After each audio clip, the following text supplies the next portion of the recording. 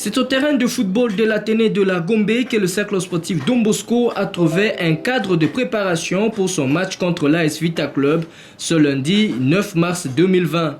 En conférence d'avant-match, David Mwakasu, coach adjoint des Salésiens, a affirmé qu'il respectait l'adversaire, mais Don Bosco aura à imprimer son identité dans le jeu. En effet, c'est surtout ne pas se mettre la pression et garder son identité.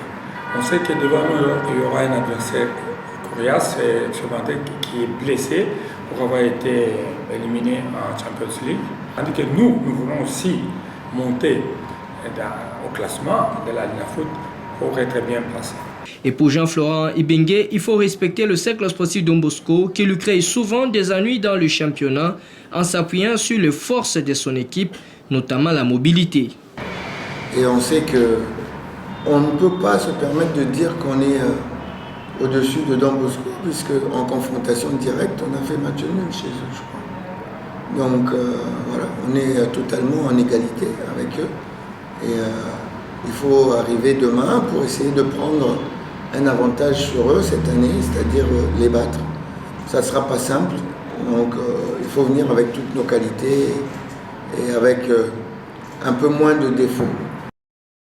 Comptant en son sein un ancien salésien, Sosé Zemanga, le technicien de Vita Club a souhaité voir la collaboration entre les deux équipes se pérenniser et non vivre de manière divisée.